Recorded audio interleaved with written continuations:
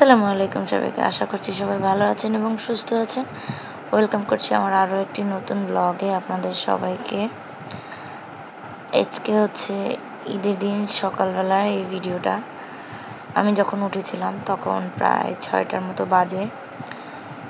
ঘরে গোছগাছ করে বেরিয়ে আসলাম রান্নাঘরে প্রথমেই দুধটা ফ্রিজ থেকে বের করে দুধ ছাড়ালে বরফটা ছাড়িয়ে গেলে আর কি, তখন দুধটা বসিয়ে দিয়েছি। আর এখানে নুডলসের জন্য সব কিছু কেটে নুডলসটা বসিয়ে দিয়েছি।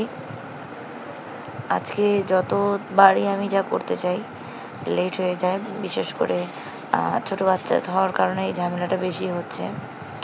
লাস্ট 2 বছর দিয়ে এটা বেশি হচ্ছে। অন্যদিন দেখা যাচ্ছে আমি আগে থেকে সব কিছু রেডি করে রেখে দিই আগের দিন, এখন আর তেমনটা হয়ে ওঠে না বা পেরে উঠি না।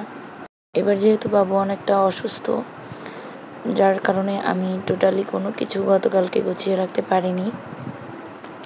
এই জন্য আমার আরও বেশি দেরি হয়ে গিয়েছে। এদিকে সিমাই আর নুডলস রান্না করে সবাইকে খেতে দিলাম, তারা খেয়ে নামাজ পড়তে চলে গিয়েছে।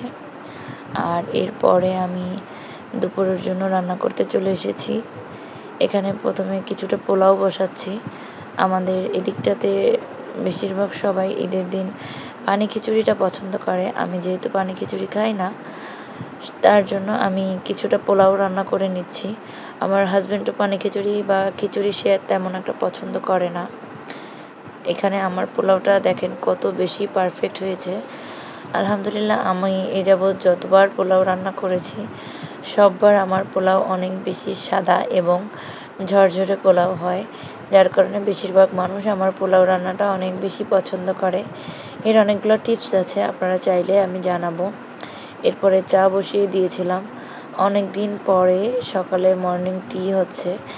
আর এখানে আমার যা গরুর গোশত রান্না করেছিল, আর এদিকে যেটার ভাষায় বলে দোপেজা, সেটা করেছিল। আর সন্ধ্যার পরে আমি একটু রেডি হয়ে নিয়েছি, আমাদের দাওয়াত ছিল আমার হাজব্যান্ডের ফ্রেন্ডের বাসায়। এই যে সেখানে রেডি হয়ে এখন চলে যাব। সারাদিনের তেমন আর কোনো ক্লিপ নেওয়ার সময় পাইনি, ব্যস্ততা ছিল, এই জন্য শরীরটাও তেমন একটা ভালো না। এই যে চলে এসেছি দাওয়াতে। বেগুন দিয়ে প্রথমে মাছ রান্না করেছিল, রান্নাটা খুবই মজা হয়েছিল। আমার ফ্রেন্ডের হাজব্যান্ডের ওয়াইফের, সে রান্নাটা খুব ভালো করে, ওর ওয়াইফের হাতের রান্না খুব ভালো। এখানে মাংসটাও খুব মজা হয়েছিল আর অনেক বেশি সফট হয়েছিল। তার অনেক বছরের অভিজ্ঞতা বিয়ের, এই জন্য দেখা যাচ্ছে তার রান্নাটা খুব ভালো হয়। আমি এখন অত ভালো পাকা রাঁধুনি হয়ে উঠতে পারিনি।